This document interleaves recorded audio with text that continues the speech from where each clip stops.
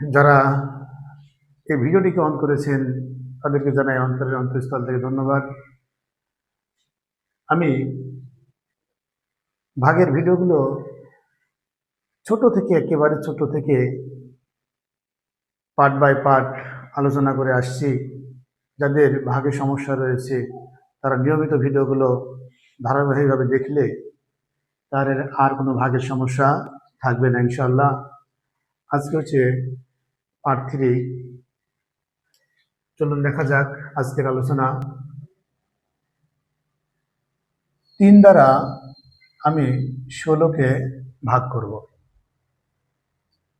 এখন আমাকে চিন্তা করতে হবে যে যেটা দিয়ে ভাগ করছি, অর্থাৎ ভাজক, যা দিয়ে ভাগ করা হয় তাকে ভাজক বলে। তাহলে এই ভাজক কয় অঙ্ক বিশিষ্ট? এখানে দেখছি ভাজক 1 অঙ্ক বিশিষ্ট।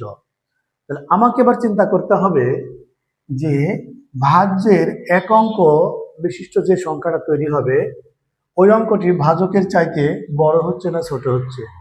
যদি বড় হয় তাহলে আমি ওই 1 অঙ্ক বিশিষ্ট সংখ্যাকেই আমরা কি করব? ভাগ করব। যখন দেখব যে না, ভাজ্যের 1 অঙ্ক বিশিষ্ট সংখ্যাটা আমার বড় হচ্ছে না, ভাজকের চাইতে ছোট হচ্ছে, তখন আমরা এই 1 অঙ্ক বিশিষ্ট আর চিন্তা করব না। তখন আমরা পাশে আরেকটা অঙ্ক ধরে 2 অঙ্ক বিশিষ্ট সংখ্যাকে কল্পনা করব। এখন দেখা যাক এখানে ভাজক হচ্ছে 3 আর ভাজ্যের এই অঙ্কটা হচ্ছে 1। তার মানে এটা ছোট, এটা বড়। তাহলে এবার কি করব? আমরা এটাকে, এই সংখ্যাটাকে আমাকে বড় বানাতে হবে। এটার চাইতে এটাকে আমাকে বড় বানাইতে হবে। তাহলে 1কে তো আমরা এখানে 5 লিখতে পারছি না, বা 1কে তো আমরা 7 লিখতে পারছি না। তাহলে কি করব? পাশের একটা সংখ্যা ধরে নেব, যেটাকে 2 অঙ্ক বিশিষ্ট বানাই দেব। এবার এখানে হয়ে গেল 16, ভাজক কিন্তু এবার হয়ে গেল 3। তাহলে এবার ভাগ করা যাবে। এবার আমরা 3-এর ঘরের নামটা শুরু করব। কি শুরু করব? 3-এর ঘরের নামটা শুরু করব। এখন আমরা 3-এর ঘরের নামটা পড়ি। এখন আমরা দেখব যে এটার অবস্থান কোথায়, কত নম্বর ঘরে তার অবস্থান।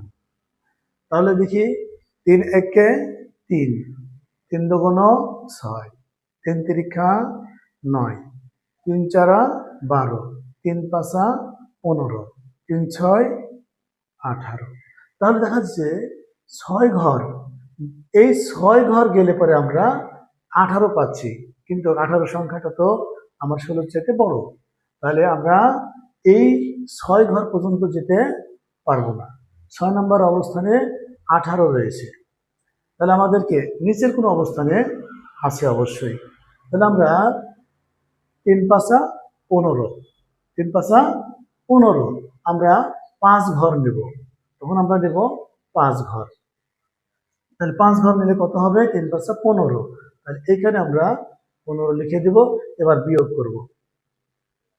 তাহলে বিয়োগ করলে হবে এখানে 1। তাহলে আমরা উত্তর কত পেলাম? এখানে ভাগফল পেলাম 5, এবং এখানে ভাগশেষ 1 রয়েছে। তাহলে এইটাকে আমরা অনেক সময় দেখা যায় যে এখানে এইভাবে লিখে দেওয়া হয়, এইভাবে লিখে দেওয়া হয়। এটা লেখা যাবে না, এটা লেখা যাবে না। না লিখে কি করতে হবে? আমরা উত্তরের সময় লিখব যে এই 5 এর পূর্ণ অবস্থায় আমরা কিন্তু 3 দ্বারা ভাগ করছি, এটাকে ভাগ করছি, তো এটারই অবশিষ্ট কিছু এখানে আছে, তার মানে এটাকেও ভাগ করছি। তাহলে আমরা এইখানে পূর্ণ আকার লিখে দেবো। পূর্ণ করে 5 লিখলাম।